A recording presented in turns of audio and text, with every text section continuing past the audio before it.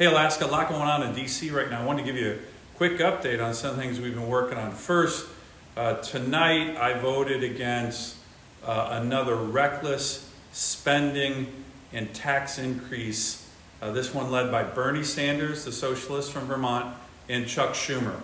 And look, we're in the stagflation era now of the Biden administration. Record inflation, which is crushing middle class working families, and 2/4 of shrinking GDP, shrinking economy. That's a recession. Stagflation. Tonight, Sanders, Schumer, and all my Democratic colleagues said they're going to continue to tax more, which is exactly the wrong thing to do, especially middle class families in a recession.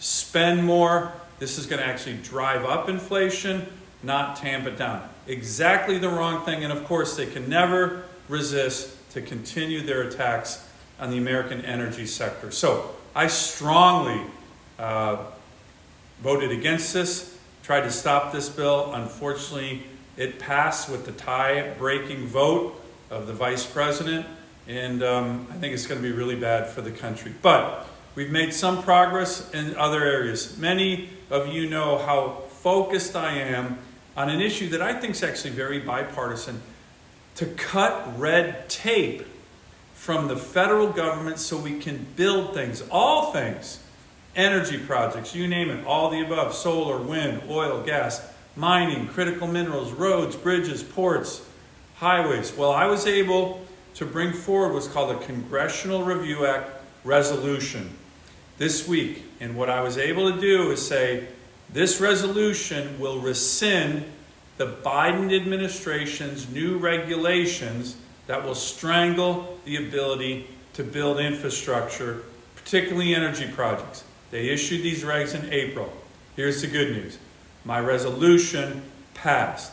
Bipartisan group of U.S. senators said we need to get rid of these regulations that are strangling our country, especially Alaska. Here's what I was most proud of.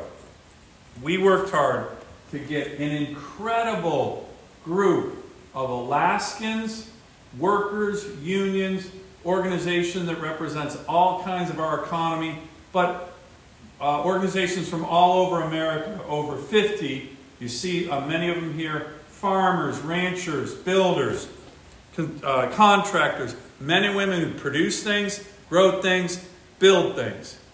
The only groups that were opposed to my resolution were far-left radical environmental groups.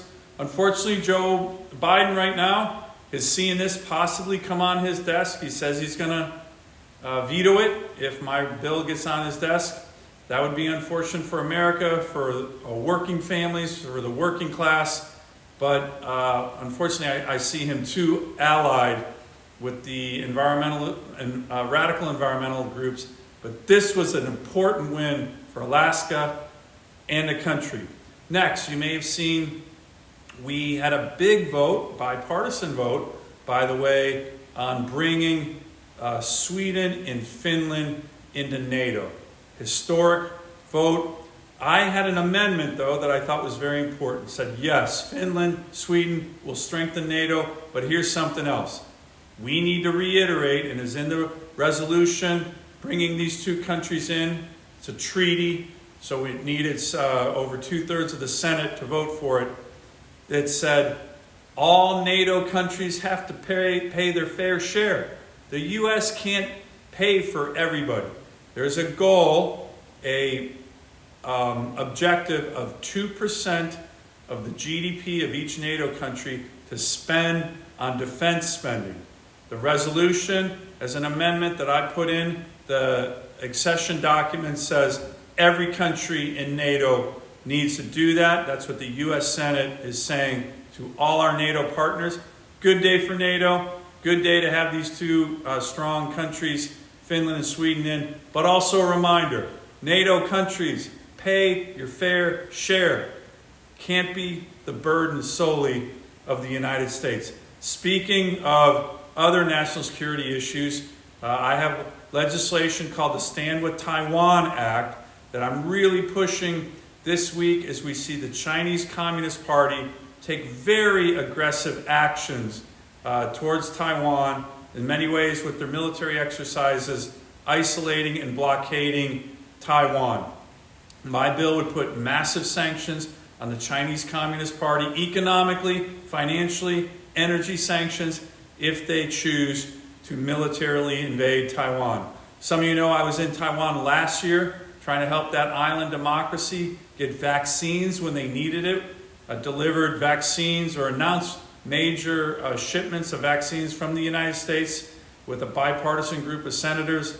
And my first deployment many, many years ago as a U.S. Marine was the Taiwan Strait in 95 and 96. The last time we had a major crisis there. We need to stand with our democratic ally, Taiwan, and help them resist the massive economic and military pressure that is being placed on that country right now. And finally, I'm going to be heading home here soon, hopefully tomorrow morning, really early, but we're going to have a broadband summit on August 9th in Anchorage. We want everybody to come if they're able. The goal here, between federal infrastructure dollars, federal communication funding, NTIA funding, which is the big telecoms federal agency, Department of Agriculture funding, Alaska is going to have a huge opportunity to connect all of our communities, broadband, internet,